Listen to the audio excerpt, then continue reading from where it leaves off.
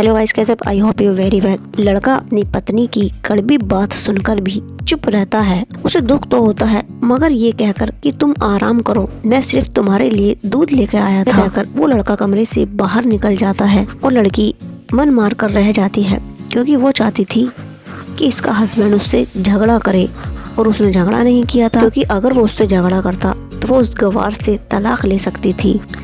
अब लड़की को ससुराल में 3-4 दिन हो गए थे, मगर वो लड़की तो फोन पर रात दिन अपने बॉयफ्रेंड के साथ लगी रहती थी। दिन भर अपनी सास से घर का सारा काम कराती थी। उसकी माँ घर का सारा काम करती और फिर भी बेचारी खुश रहती थी।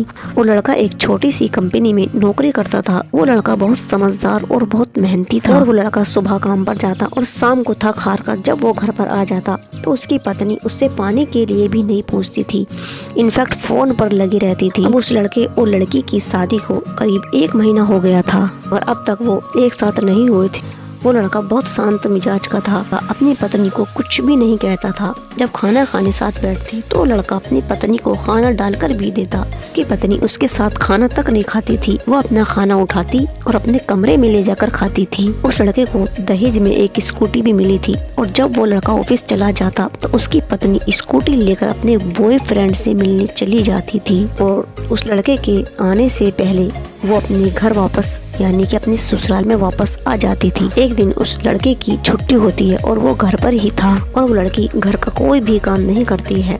उस लड़के की माँ घर का खाना बनाती है। वो लड़की खाना तो नहीं खाती है, इनफैक्ट उस खाने को उठाकर उसमें कन्नी निकालकर उस खाने को फेंक देती है और लड़के के सामने ही उसकी माँ को खूब सुनाती है। और जब वो अपनी सास को उल्टा सीधा सुना रही थी तो लड़के से बर्दाश्त नहीं होता अपनी माँ के खिलाफ बुरी बात, तो वो अपनी पत्नी पर हाथ उठा देता और उसकी पत्नी गुस्से में आकर स्कूटी उठाकर अपने बॉयफ्रेंड से मिलने चली जाती है और अपने बॉयफ्रेंड से कहती है कि वो उस घर में अब एक पल नहीं रहेगी, और उसको बताती है कि आज उस गवार ने उस पर हाथ उठाया।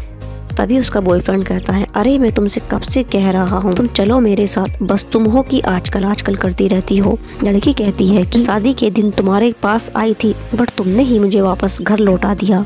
तो बॉयफ्रेंड कहता है कि मैंने तुमसे कहा था कि खाली हाथ हम दोनों कहाँ जाएंगे, और मैंने बोला था कुछ पैसे और कुछ गहने अपने साथ लेकर आना, और तुम हो कि खाली हाथ आ गई। मेरे साथ तुम्हें ज़िंदगी गुजारने के लिए, ज़िंदगी शुरू करने के लिए कुछ पैसे चाहिए, और जब भी मैं तुम्हारे पास आता हूँ तुम्हें छोड़ने की कोशिश करता हूँ, तुम मुझे अपने पास तक नहीं आने देती, तुम्हारे 1000 नखरे हो जाते हैं, बस यही कहती रहती हो शादी के बाद, शादी से पहले ये सही नहीं है। तभी लड़की गुस्से में कहती है, शादी के बाद ही अच्छा होता है, मैं तुम्हारी ही तो हूँ। और कहती है, मैं आज तक उस गवार के पास तक नहीं गई हूँ, मैं आज तक कुंवारी ही हूँ, क्योंकि मैं तुमसे प्यार करती हूँ।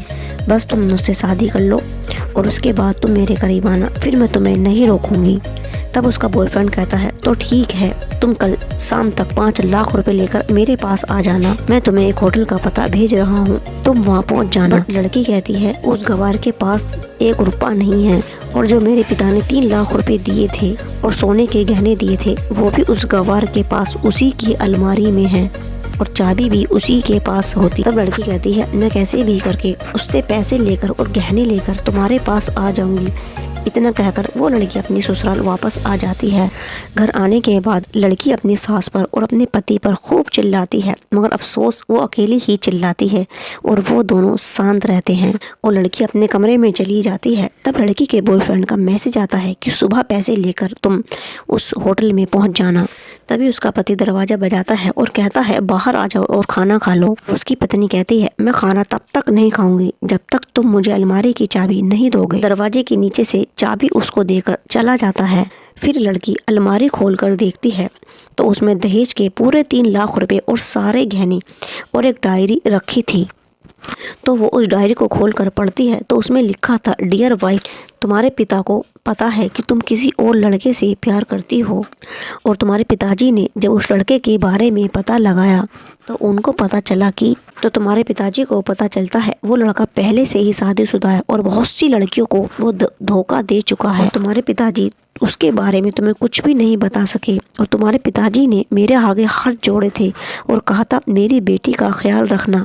और एक बेबस बाप के मुंह से ये सुनकर मेरी आंखों में आंसू आ गए। मुझे पता था कि मुझे एक अच्छे पति की इज्जत मिले ना मिले, लेकिन मुझे एक अच्छा दामाद होने का सम्मान हमेशा मिलेगा, और तुम्हारे दहेज के पैसे तुम्हारी अलमारी में रखे हैं। और आगे लिखा था कि तुम मुझसे आज़ाद हो, तुम कहीं भी जा सकती हो। और इस डायरी के बीच में तलाक के पेपर भी रखे हैं, जहां मैंने पहले से ही साइन कर दी हैं।